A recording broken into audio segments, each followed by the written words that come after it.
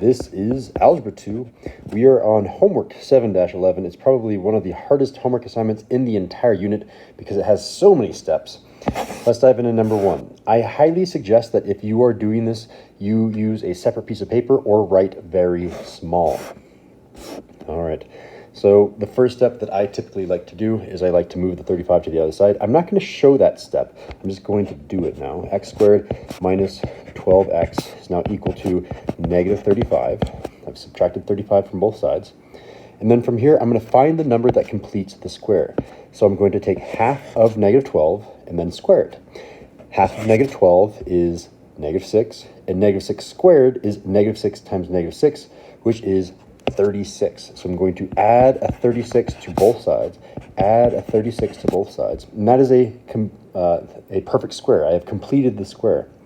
The perfect square now is x, and then I take half of my term, my middle term here, half of negative 12x is negative 6x, negative 6. And then I'm going to square that. So this 36 has been used up by building the perfect square, and over here this 36 and negative 35 are going to add together, and I'm going to get a positive 1. From here, I'm going to square root both sides, square root the left side, square root the right side. Whenever you take a square root, you must have a plus or minus, and then I'm going to have my square root and square cancel each other out, leave me with just an x minus 6. On the right side, I'm left with plus or minus. And what is the square root of 1? The square root of 1 is just 1. It is a perfect square. And then from here, I'm going to add 6 to both sides. Again, I don't need to show that step from here on out. I'm just going to do it. When I add 6, I'm left with 6 on this side, plus or minus 1. And if I do 6 plus 1, that turns into 7. And 6 minus 1, that turns into 5. So 7 and 5 are my two answers. I'm going to box that. Let's see, 7 and 5, checking the back. It looks like 7 and 5 are the answers. It doesn't matter the order. I happen to get the order correct. And they put these curly braces on here. It doesn't matter. I'm just going to leave it the way that I have it on mine. All right, in number 2, again, my first step is to bring this 104 to the other side by subtracting 104 on both sides. When I do that, I'm left with n squared minus 20n on the left-hand side. On the right-hand side, I'm doing 5 minus 104. And that's going to be negative 99. Negative 99. From there, I'm going to complete the square. So just on my, I guess I can do this off to the side. I did it in my head last time, but I can say I have negative 20, and then I take half of that, so divide by 2, and that's going to turn into negative 10. And then I'm going to square that. So this is going to turn into negative 10 squared, which is going to be 100. So that's the number that I'm going to add to both sides. That's what it takes to complete the square. I'm adding 100 here, and I'm adding 100 here. I do show that step so that the teacher and everyone can realize that I am completing the square here. Now that I have completed the square on the left-hand side, I'm going to rewrite that perfect square as n minus, okay, half of negative 20 is negative 10, so negative 10, and then that quantity squared. That 100 is built into this perfect square because negative 10 times negative 10 is that 100. Over here, negative 99 and 100 add up to 1. And then from here, I just need to square root both sides. So I'm going to write this one a little bit more to the right so that when I take the square root of this side, the square root of this side, make sure you always do a plus or minus whenever you do a square root. And this square root and square are gone, leaving me with an n minus 10. This is going to be equal to a plus or minus, the square root of 1 is 1. If I add 10 both sides, I'm going to get n is equal to 10 plus or minus 1. And let's figure out what that is. So 10 plus 1 is 11, and 10 minus 1 is 9. And those two different answers. Let's check 11 and 9. Indeed, I get 11 and 9. All right. So those were the two easy ones. Everything from here on out is going to be a little bit harder. It's going to get progressively harder. So again, the very first step, I'm going to move this 15 over by adding 15 to both sides. When I'm doing that, that's leaving me with a 9x squared plus 18x. On the right side, I have a positive 15 now from adding the 15 to both sides. From here, I need to make sure that the coefficient in front of my x squared term is 1. I need to get rid of this 9. The way that I get rid of a 9 is I divide everything by that coefficient of 9. When I do that, that turns into an x squared, finally, that's the goal, plus 2x, which is an even number, yay for me, is equal to 15 over 9, which is a fraction, but I can reduce it. So I can divide both the numerator and denominator by 3. When I do that, I'm left with 5 over 3. All right. So now it's time to find the number that completes the square. Let's do some scratch work off to the side. I'm going to take half of 2. So I have 2. I'm going to take half of it. So divide by 2, and then I'm going to square it. So 2 over 2 is 1, and 1 squared is, so I'll do arrows to show my work, and then 1 squared is 1. So 1 is the number that completes the square. That's the number that I'm going to add to each side. I'm going to add 1 to this side, I'm going to add 1 to this side. So this side on the left is a perfect square, which means I can rewrite it as the quantity of x, and then the half of the positive 2 is a positive 1, that quantity squared. On the right side, I need to add 5/3 and 1. The problem with adding a fraction and a non-fraction is that we don't have like denominators. I need this one to also be over 3, so I'm going to multiply this one by 3 over 3. And when I do that, this is technically over 1, right? This is going to be, I'm going to write it just like this. This is going to be 5/3. I'm going to add 3/3, showing all my work. And then this is going to be x plus 1 quantity squared is equal to 3, or 5 and 3 on the top is 8 and thirds. And then I need to take the square root of both sides. So do I have enough room to come up to the side? Yeah, okay, so this is how I'm going to do all my work for probably all of these problems. Oh, I had like a bug on my screen and it's getting smeared on my, my screen. That's kind of gross. I'm going to square root both sides, and I need some room to do that. So this 8/3, I'm going to move over just a wee bit. And when I square root both sides, I square root the left, I square root the right. Whenever I square root, I have to have a plus or a minus. And of course, the square root and the square are going to cancel each other out. And I'm going to come back up here to have some more room. This is going to turn into an x plus 1 on the left. On the right, I have this plus or minus square root of 8 and square root of 3. Again, whenever you square root a fraction, you square root the numerator, you square root the denominator. The problem with this fraction is that we have a square root of 3 in the denominator, and we can't have that. So I'm going to deal with you first. The way that I'm going to deal with that, I'm going to multiply both the numerator and the denominator by square root of 3. If I do that, square root of 3 times square root of 3 is a square root of 9, and square root of 9 is just 3. So this is going to turn into 3 on the bottom. The top is going to be 8 root 3, but there's a problem with that as well, which is this can be reduced. 8 is the same thing as the square root of 4 times the square root of 2, and the square root of 4 turns further into just a 2. So really what I had up here, this 8 by itself was a 2 square root of 2, and then I multiply that by a square root of 3.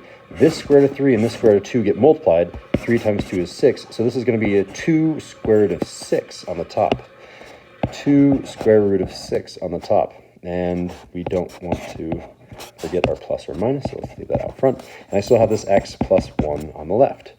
A lot of work there, but I think you guys are able to keep up. You guys are pretty clever. And then I'm going to subtract 1 on both sides to get x by itself. And if I subtract 1, I have a negative 1 on this side, and then the plus or minus the 2 root 6 over 3. A lot of students might think that the 6 and 3 can somehow cross-cancel, but unfortunately you cannot combine or reduce square roots with non-square roots. You have to leave it like this. All right, and then that's kind of the answer. So I'm curious, does the answer key put everything over 3, or does it leave the 1 off to the side? Because what we could do, we could multiply this by 3 over 3 so that everything could be over 3. I'm curious what the answer key does. The answer key likes to put everything over a number. You don't have to do this, but I'm going to so that it matches the answer key. So I'm going to multiply this negative 1, let me move the equal to sign over so I have some room to write. I'm going to multiply this negative 1 by 3 over 3, and that's technically over 1. So my answer is going to be really negative 3 over 3 plus or minus 2 root 6 over 3. And since these are both divided by 3, right, the 3 is common, I can make this a giant fraction and just have one of those 3's instead of 2. Like so. And that is kind of the final answer. I mean, I should write both of the different answers like the answer key has. So I should say one of them is negative 3 plus 2 root 6.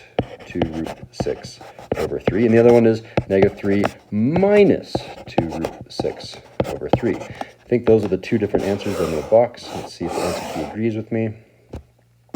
Negative 3 plus 2 root, let's zoom out a little bit. Negative 3 plus 2 root 6, negative 3 plus 2 root 6, and there's the other, the plus changes into a minus, so I know I'm right. And I'm moving on to number 4. And you can see how much work number 3 requires compared to number 1 and 2. They do get progressively harder. I think once we hit like number 8, then it gets really ridiculous. All right, number 4. Again, we need to move all the constants to the other side. So what I'm doing essentially is I'm adding 66. I think if I write small, I can maybe show this step. Plus 66. The reason I'm showing this step is because I don't know what 66 minus 8 is. Now I do, it's 58. All right, so it's going to be 58 on this side, and I have a 4v squared plus 8v on the left side. All right, the problem here is I don't want this 4 because I don't know how to complete the square. I actually do, but I'm going to pretend I don't know how to complete the square if there's a number out front because I haven't trained you guys how to do that. So let's go ahead and divide everything by 4. And that's going to turn this into just a normal v squared plus 2v. And that's going to be all equal to, all right, how do I do 58 divided by 4? I don't think it goes into 4 evenly. So you can just divide the top and bottom by 2. And this is going to turn into 27 over 2. And I'm going to leave it like that for now. All right, I'm really double checking my work. 27 times 2 is 58. Okay, good.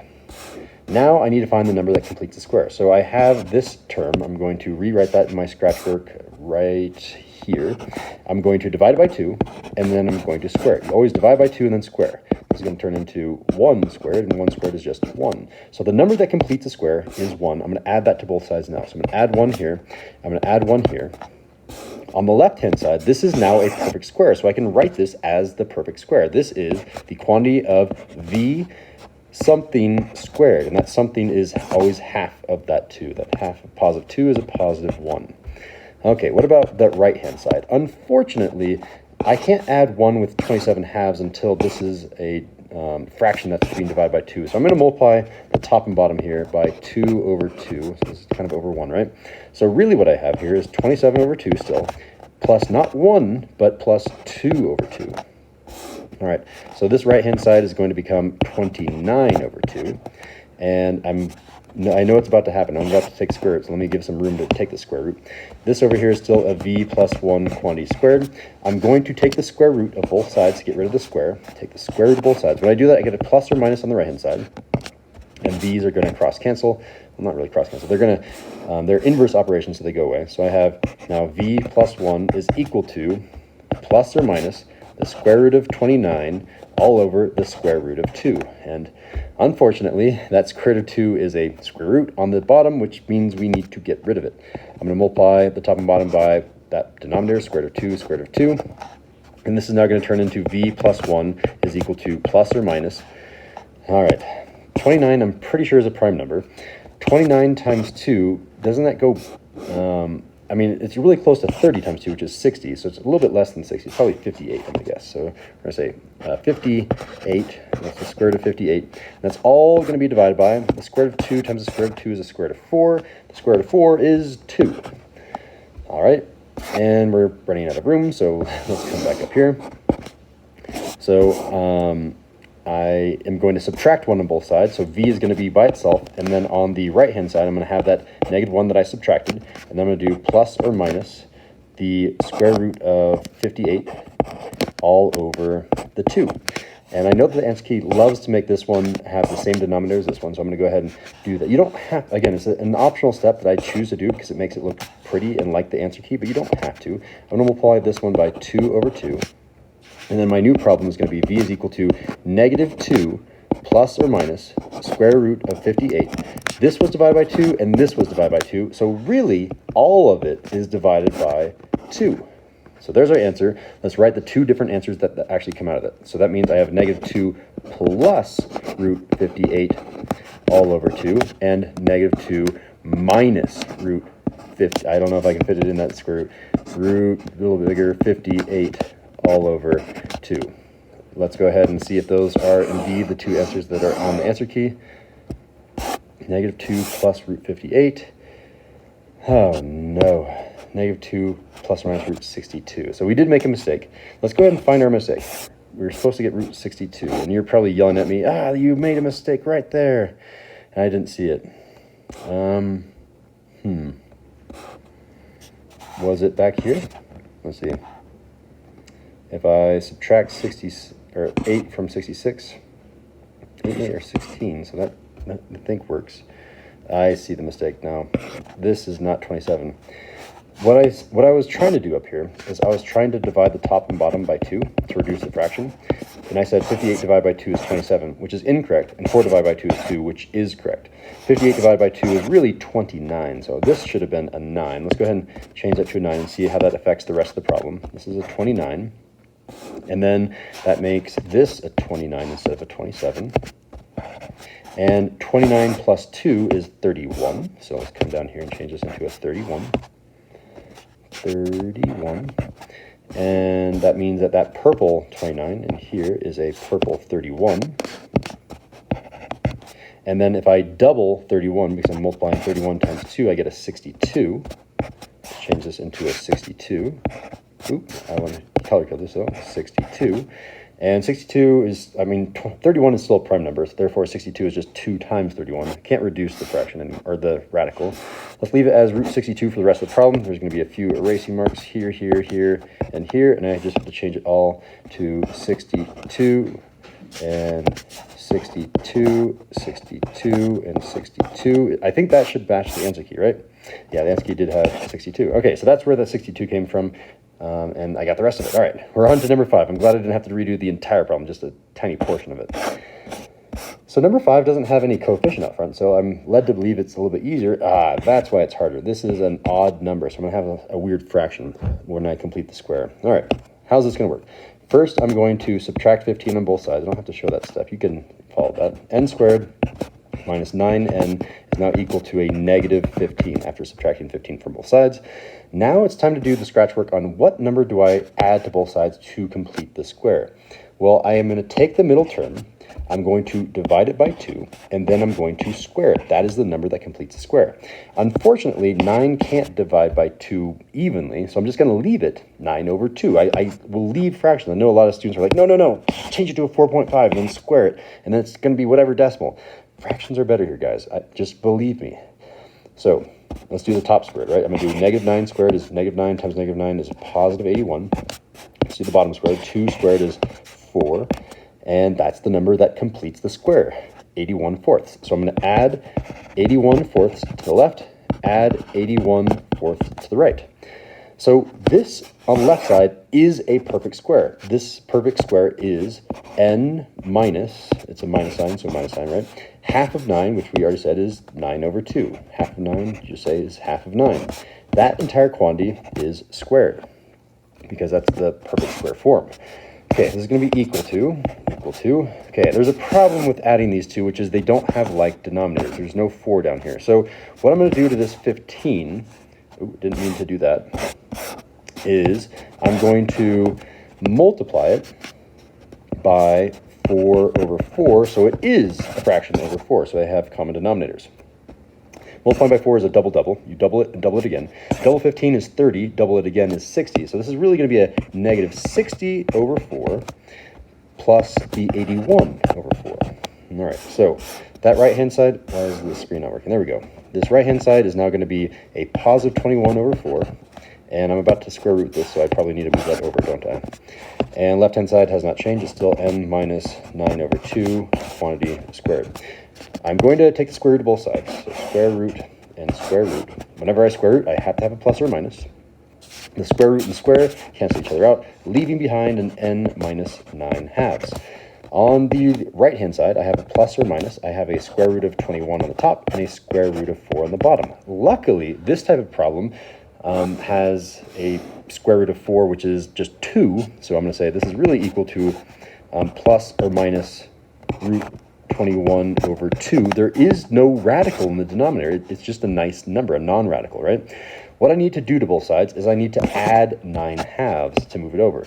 So let's go ahead and do that. I'm going to add 9 halves, and I get positive 9 halves on that side. And on the left side, I have my n. Notice that these already have like denominators, so I'm kind of set up for that form that I like so much. This is going to be 9 plus root 21 all over 2. Where does that minus sign go? That's our value for n. So that is the answer, and we can just separate that into the two different forms now. We can do 9 plus root 21 all over 2, and 9 minus root 21 all over 2. Those are my two answers, which I will put in a box. Let's see, 9 plus root 21, there it is. 9 plus root 21 all over 2, and 9 minus root 21 all over 2. We got number 5 correct. All right, let's try number 6. So again, we always try to move this constant term over here to the right. So I'm going to say, I'm scared about doing this one wrong, so I'm going to write this one out. If I add 39 to both sides, that's going to leave me with r squared minus r is equal to, all right, well, 39 minus 8, okay, that's 31. That's easy. I didn't need to write it out. All right, now it's time to figure out what is the number that completes the square. So I have this middle number, which is really -1. That coefficient is -1. I'm going to divide it by 2, and then I'm going to take this whole quantity and square it. Well, this is going to be -1 squared over 2 squared, which is going to be negative times a negative is a positive. So that's going to be a positive 1 on the top, and 2 squared is a 4 on the bottom. So 1/4 is the number that completes the square. Let's add that to both sides. If I add 1/4 to the left, add 1/4 to the right, I've now completed the square on the left, and I can rewrite this as the squared form. This is going to be r with some value squared. To figure out this value, I'm always going to take this coefficient and half of it. This coefficient is -1. Half of -1 is -1 divided by 2, or -1/2. All right, what about that right-hand side? The right-hand side is 31 plus 1/4, and a lot of people are like, oh, that's 31 and a fourth. You're right, but let's make it an improper fraction because I know that's going to make it easier later. So I need to have like denominators. This is a 4, this is not a 4, so let's go ahead and move this over so I have some room to write. We need to multiply this one by 4 over 4. When I do that, this is a double-double whenever you multiply by 4. So doubling 31 is 62. Doubling 62 is 124. So I have 124 over 4 plus the 1 over the 4. All right, so from here, I can actually combine those, and I can say this is going to be 125 over 4. And when I guess I just need to rewrite the left-hand side again, don't I? R minus a half, that quantity squared. From here, I'm going to unsquare, which is a square root. If I square both sides, I must have a plus or a minus, and these two signs cancel each other out, meaning I have an r minus 1/2 on the left-hand side. On the right-hand side, I have this plus or minus, and then I have a root 125 all over a root 4, which is kind of cool because I know that one is a perfect square, so it's going to cancel out. I can see the 25 in there, and that's going to pop out eventually. So let's go ahead and do that now. This is going to turn into, this is going to turn into, maybe a different color, shall we? Purple, yes. This is going to turn into plus or minus. This one is going to be root 25 times root 5. 5 times root 25 is 125, and root 25 is just normal 5. This is going to be 5 root 5 on the top, 5 root 5 on the top. The bottom is going to be just 2. What did I need to do to both sides to start isolating for r? I needed to add 1/2. So if I add 1/2 over here, there's my r. r is equal to 1/2. And check it out. Yet again, the denominators are already ready to go, so I can rewrite this thing in its nicer form. And I can say r is equal to 1 plus or minus that 5 square root of 5, all of that divided by 2. Okay, what two answers does this generate? It's going to be 1 plus 5 root 5 over 2, and 1 minus 5 root 5 all over 2. Let's check our answers to see if we got the right answer. 1 plus 5 root 5. Check it out. 1 plus 5 root 5 all over 2. We got it. All right. We have 2 more problems left, and they are the most difficult problems of them all. Let's see if we can solve these.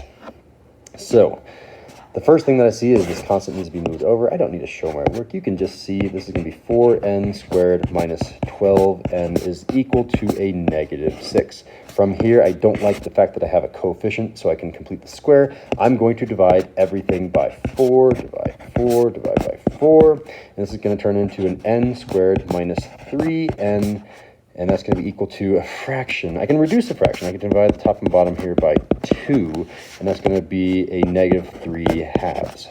All right, so I need to find the number that completes the square right here. I'm missing it.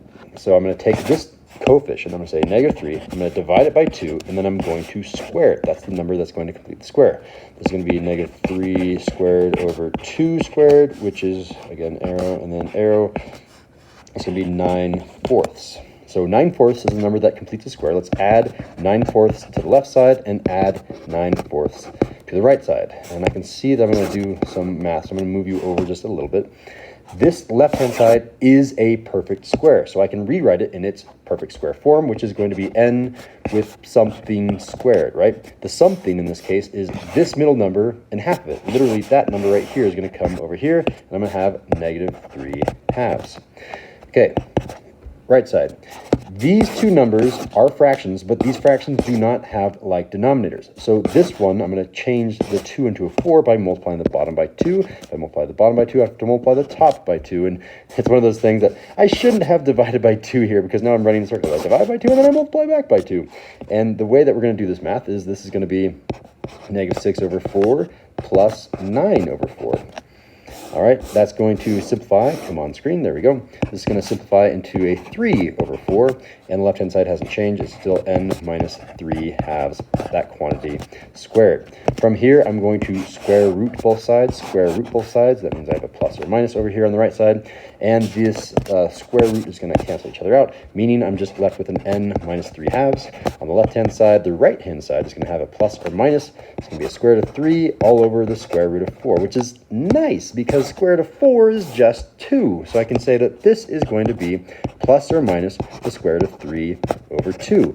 I'm going to move that over because at the same time, I can also get rid of this -3/2 by adding 3/2. When I do that, I'm going to have a positive 3/2 over here on the right-hand side and nothing left over except for an n on the left-hand side. And I can write this in the form I like so much, which is n is equal to 3 plus or minus √3 all over 2. That will generate two different answers that I can check against the answer key. One of them will be 3 plus √3 over 2. The other one will be 3 minus √3 over 2.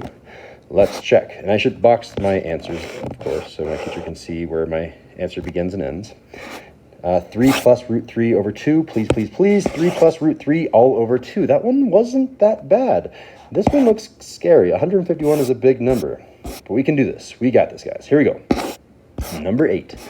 Again, first step, I want to move the constant to the right-hand side to make room for completing the square. When I add 104 to both sides, this right side is going to be 104 minus 4 is 100. Left-hand side is this 6x squared minus 4x, and I have my space for completing the square. What number will complete? Oh, I can't complete the square yet because you are a coefficient that is other than 1. I need to get rid of this 6. So let's do that. Get rid of the 6. Get rid of the 6. And get rid of the 6. Okay. This is now going to be x squared minus, okay, this is going to be 4 over 6, but I can reduce that to 2 over 3. And then on the right-hand side, 100 can't evenly be divided by 6, but I can divide the top and bottom here by 2. And if I do that, I'm going to get 50 over 3. And I'll just leave it 50 over 3 for now. I have a feeling right now that I'm probably going to do the same thing where I run in circles and maybe I shouldn't have reduced. But I see a fraction. I just want to reduce it. I can't help it. All right. I need to find the number right here that completes the square. So I'm going to take this term, which is -2/3. -2/3. And I'm going to take half of -2/3, which means taking half or multiplying by half. And I'm going to take that whole quantity and square it. That's the number that completes the square. Notice that the 2 and the 2 will cross cancel, meaning I have a -1/3 quantity squared, which is going to turn into, again, -1 quantity squared all over 3 squared, which is going to turn into 1/9. 1/9 is the number that completes the square. So I'm going to come back up here and say I'm going to add 1/9, the number that completes the square. If If I add 1/9 over here, I also have to add 1/9 over here. And this is a case where I'm kind of glad that I did divide by 2, because it's really easy to get 6 into, or it's really easy to get 3 into a 9, a little bit harder to get from a 6 to a 9. So the left-hand side is now a perfect square. Let's go ahead and write it in its square form, which is going to be x with some value quantity squared. This value right here is this number divided by 2. Negative 2/3 divided by 2, I already showed you how to do that to get to this value. This value is going to go over here, and I'm going to have a negative 1/3, which kind of makes sense because this 2 gets divided by 2 and it turns into a 1, right? What about the right-hand side? The right-hand side, I have to somehow add 50/3 and 1/9. They do not have like denominators. I need a 9, so I need this 3 to change into a 9. The way that I'm going to get that done is I'm going to multiply by 3 if I do it to the bottom. I also have to do it to the top, and this is going to be 150 on the, oh, I'll actually write it down here. This is going to be 150 on the top and 9 on the bottom, and I'm going to add that 1/9 still. That means that the right-hand side is now 151 over 9, and the left-hand side is still this x minus the 1/3, that quantity squared. From here, I'm going to square root both sides to get rid of that square. As soon as I square root both sides, I have to add the plus or the minus. Now that I've square rooted, the square root and square goes away, and I'm left with an x minus 1/3. This is going to be equal to plus or minus, I have the square root of 151 on the top and the square root of 9 on the bottom. My handwriting is so thick. Square root of 9, and then I need to get rid of the 9. Oh, square root of 9 is 3. Oh, perfect, perfect. Watch this. I'm going to have on the top plus or minus square root of 151. On the bottom, I'm going to have a 3. And I can move this 1/3 over. I'm going to do that by moving, ooh, not all of that, but just this guy over a little bit. And I'm going to add 1/3 to both sides and add the 1/3 to both sides. So I really here have a 1/3 plus or minus that 151 over 3. Because these are both the same denominator, I can combine that into one expression. By the way, there's an x left over here on this side. So that means that x is equal to 1, this is all going to be over 3, right? 1 plus or minus the square root of 151. This gives two different answers. And do I have room for that? I have room for that right here. I can say the first answer is 1 plus the square root of 151 over 3. And the other one is 1 minus the square root of 151 all over 3. Let's go ahead and box that. And I'm pretty sure that sounds familiar. 1 plus 151, yes, 1 plus root 151, 1 minus root 151, and that was all divided by 3, right? Yeah, divided by 3. Excellent. Well, we did make that one mistake in problem number 4, but other than that, it was a pretty good worksheet. That concludes homework 7-11 for Algebra 2. Thank you for watching.